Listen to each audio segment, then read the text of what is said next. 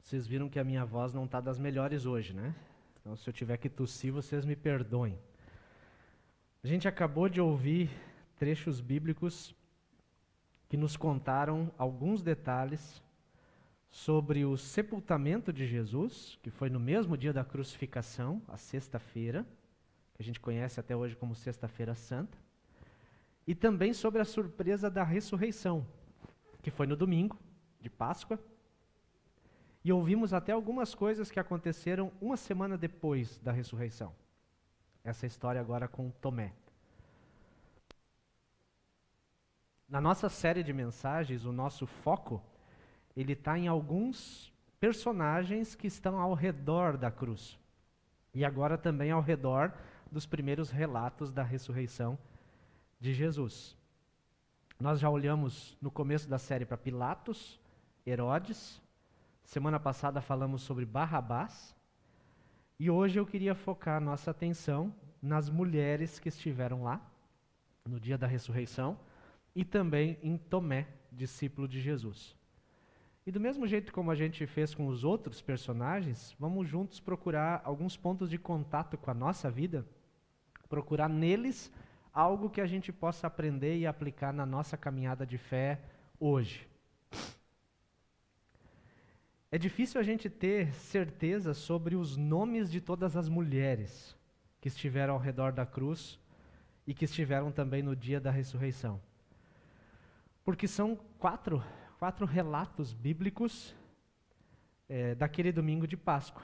Mateus, Marcos, Lucas e João contam o que aconteceu no domingo da Páscoa. E cada relato conta algum detalhe a mais ou algum detalhe a menos.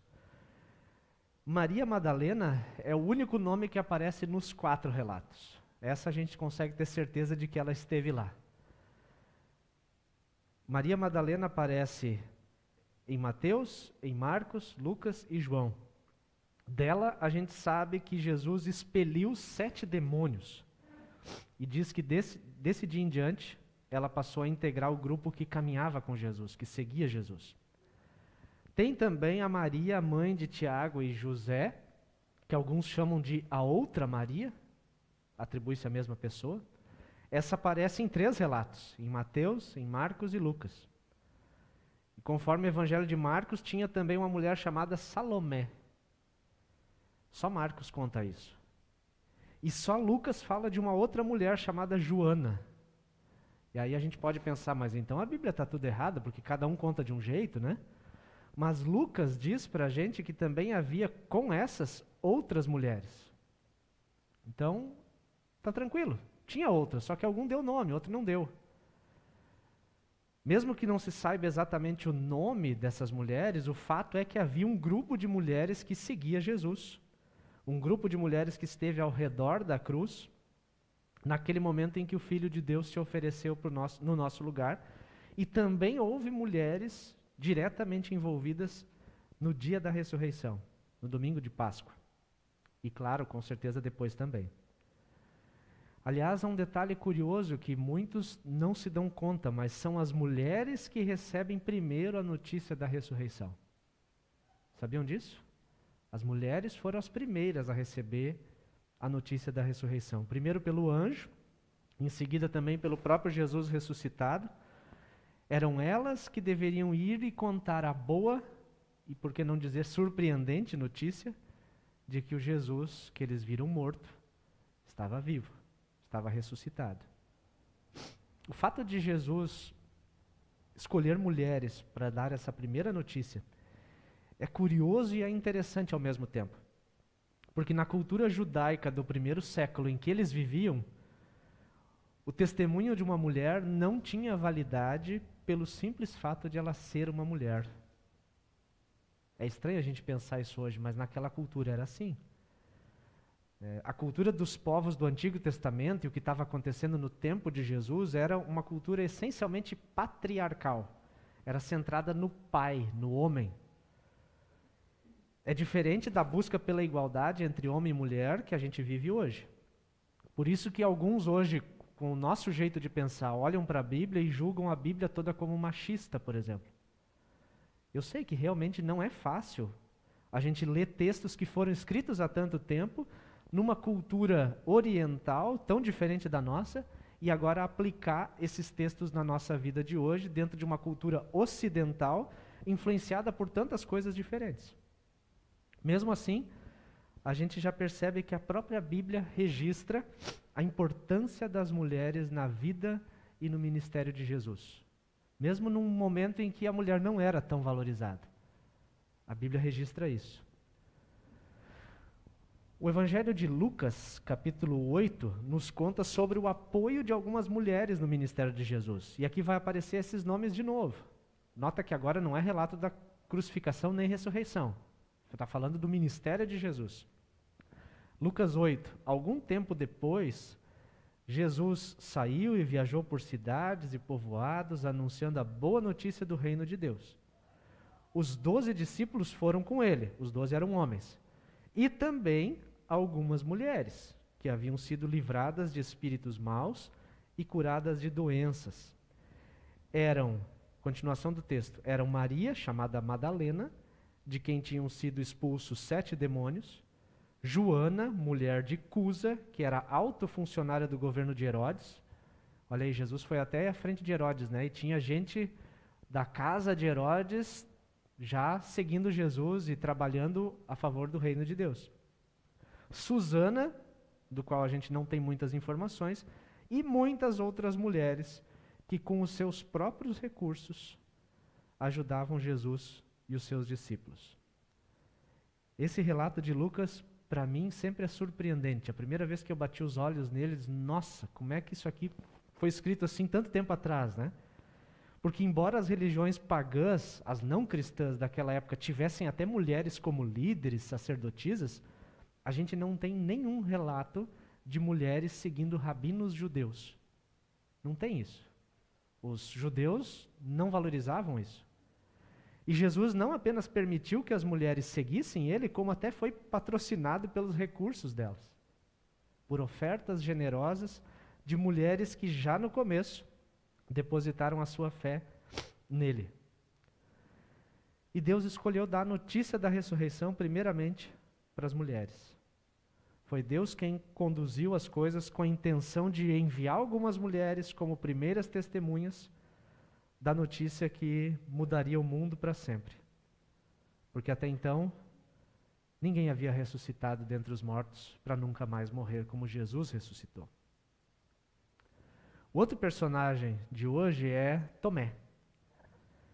Tomé é conhecido pela maioria pela frase do "eu só acredito vendo". Todo mundo lembra do Tomé, né? Eu já brinquei uma vez que ninguém bota nem o nome no filho não quer botar de Tomé, né? Discípulo da dúvida. A gente tem Marcos, tem João, mas Tomé, são poucos os que existem por aí. Ele é chamado por muitos de o discípulo da dúvida, porque diante do relato dos seus companheiros sobre terem visto Jesus vivo, ressuscitado, ele duvidou. Sobre Tomé a gente sabe poucas coisas. Não tem tanta informação dele na Bíblia. O seu nome significa gêmeo. É possível que ele tivesse um irmão gêmeo, mas tanto Tomé, que é aramaico, algumas traduções dizem que ele era chamado Dídimo, é o seu nome em grego, querem dizer gêmeo. E Tomé tem 2 falas nos evangelhos antes da cena que nós vimos hoje, que nós ouvimos. Só 2 falas. E são exatamente no evangelho conforme João, o mesmo que a gente leu hoje. Então Tomé só fala no evangelho de João. É a dúvida nesse finalzinho que nós lemos hoje. E a primeira delas é quando Jesus foi avisado da situação de Lázaro. Lembram que Lázaro era amigo de Jesus e ele estava doente?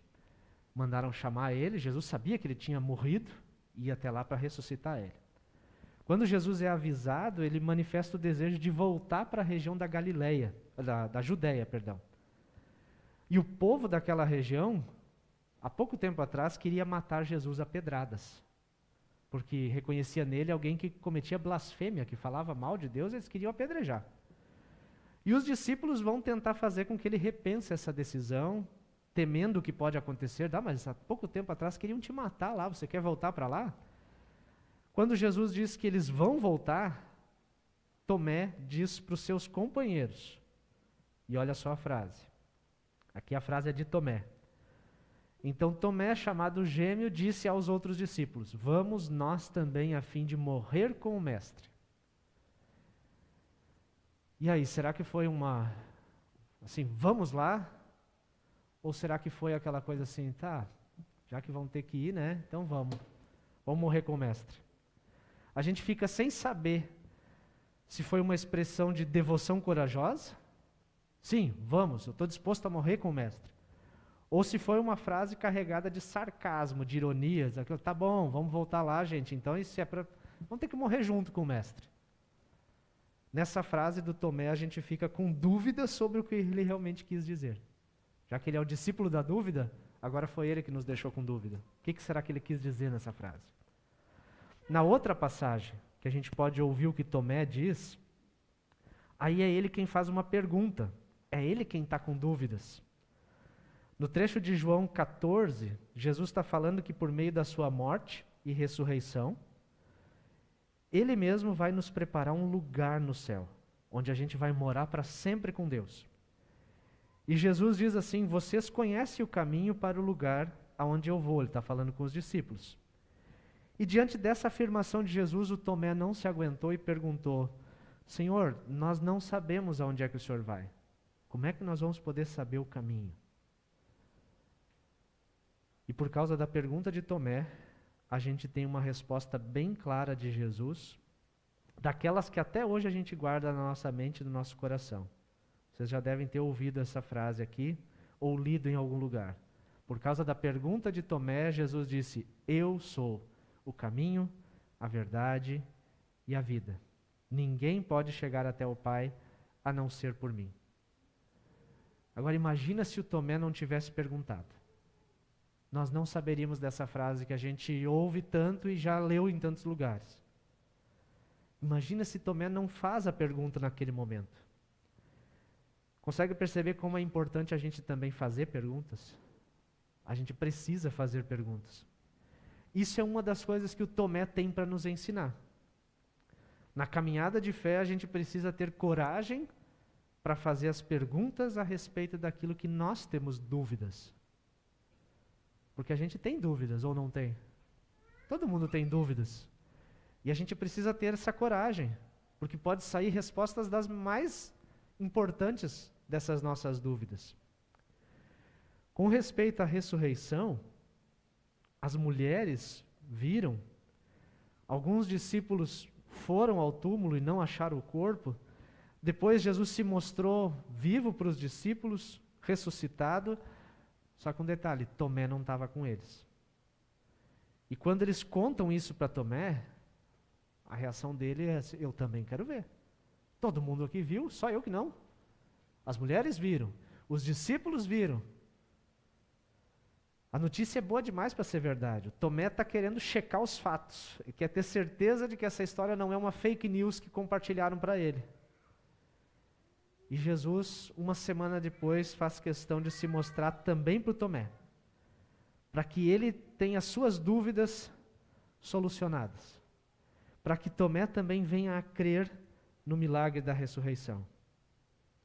E por causa de Tomé, de novo a gente tem uma grande afirmação de Jesus, uma afirmação que inclui todos nós, e que acho que por providência divina não apareceu hoje na tela ali para vocês, né?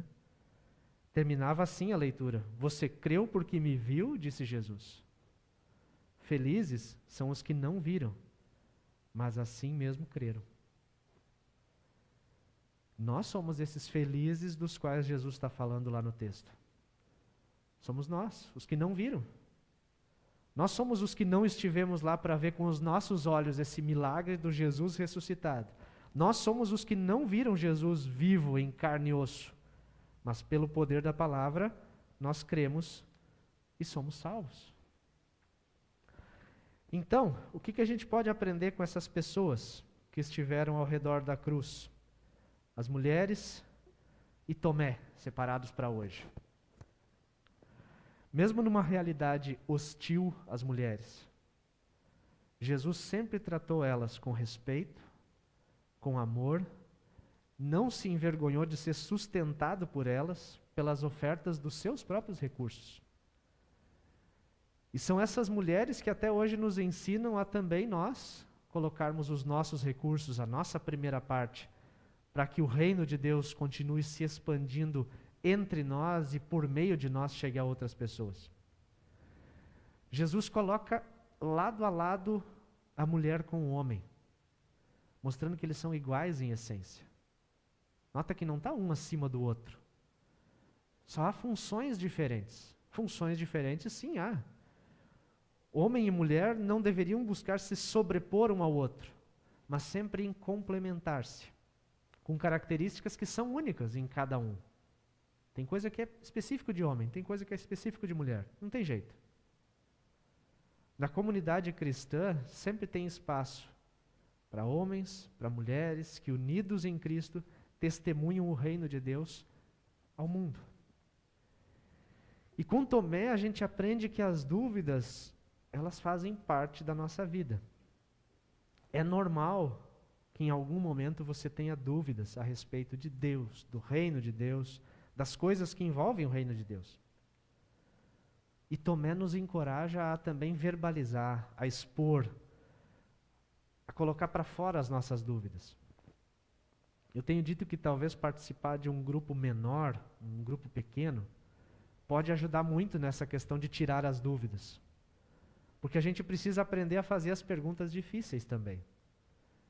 Se você participa de algum grupo aqui na igreja, aproveita aquela intimidade do grupo, porque é difícil a gente falar quando tem muita gente. Mas quando tem ali uns 5, 6, né, talvez 10, a gente se sente mais à vontade numa roda de conversa. E ali a gente pode colocar as nossas perguntas para fora. O pastor está aí para ajudar, os irmãos mais experimentados na vida de fé, na Bíblia, estão aí para ajudar. Muitas das perguntas que a gente faz podem reorientar a nossa caminhada de fé. Por isso é importante fazer perguntas. Com Tomé a gente aprende a importância de estar em comunhão com os irmãos.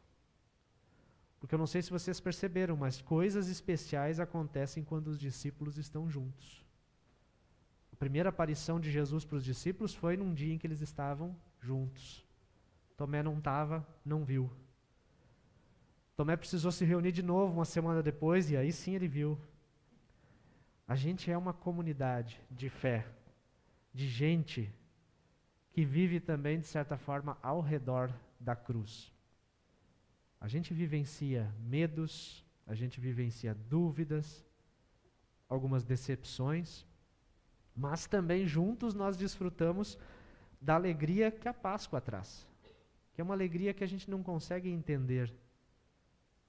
A esperança, aquela paz que Jesus disse, a paz esteja com vocês, essa é uma paz que o mundo não dá, mas é uma paz que nós sentimos no coração, que nós experimentamos quando estamos ao redor da cruz, da palavra de Deus.